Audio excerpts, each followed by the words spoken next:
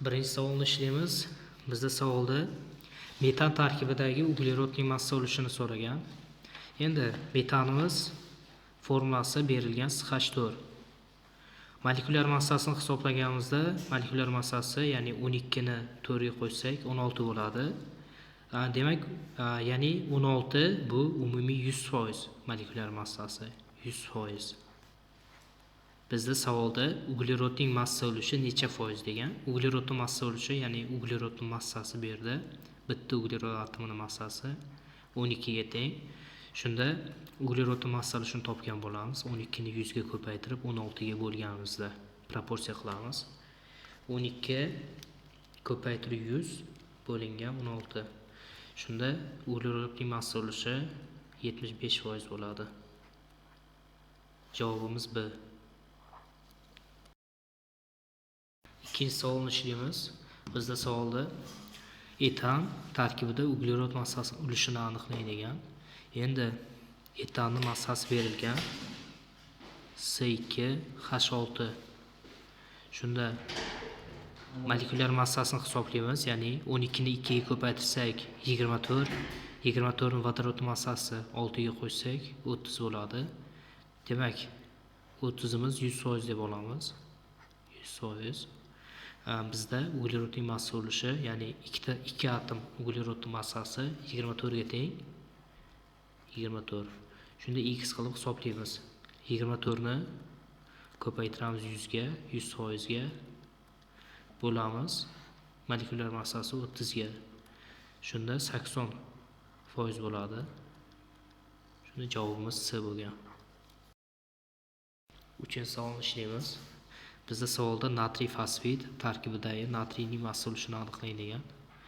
Endi formula berilgan natriy 3 fosfor. Endi molekulyar massasini hisoblaymiz. 23 ga 3 ni ko'paytirsak 69, 69 ga 31 fosforni qo'shsak molekulyar massasi 100 gram bo'ladi. Endi molekulyar massasi 100. Endi 100 imiz 100% bo'ladi. Endi bizda nimani so'ragan? Natriyning massa ulushini so'ragan. 23 ni 3 ga ko'paytirganimizda, ya'ni 3 ta atomi 69 bo'ladi. Natriy mana yozib qo'yaman. Endi x ni hisoblaymiz. 69 ni ko'paytiramiz 100 ga, 100% ga bo'lib olamiz. Ya'ni molekulyar massasi 100 ga. Shunda 69 chiqadi.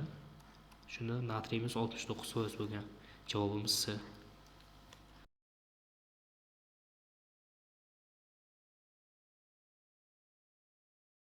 Birinchi savol ishlaymiz. Mis demak 1 sulfidda 50 gram ekan o'zi. 50 gram. Ya'ni o'sha 100% tashkil etadi. O'sha Halkazind formulasi berilgan. 16% mis bor. Mis topib olamiz. Chunki rudan ichida mana buni so'rayapti.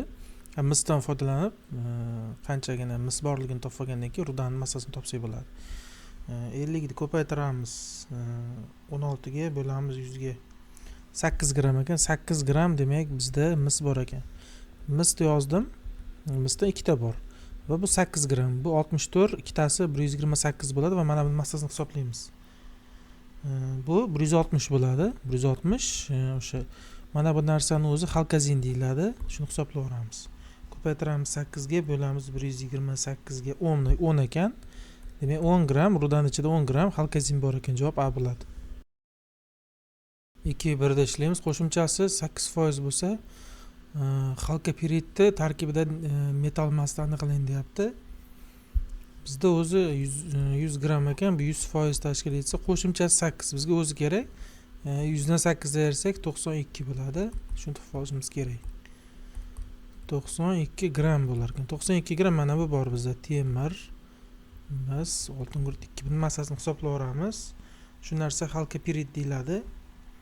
56 ni qo'shamiz 64 ga. Qo'shamiz 64 ga 184 bo'lar ekan. 184. Ichida metal mast so'rayapti. Metal mast oltin guruch. Ya'ni oltin guruch so'rayapti. 32 tagidasi 64 bo'ladi. Hisoblayveramiz shuni. 64 ko'paytiramiz 92 ga bo'lamiz 184 ga. 32 bo'lar ekan. 32 mana javob A bo'ladi.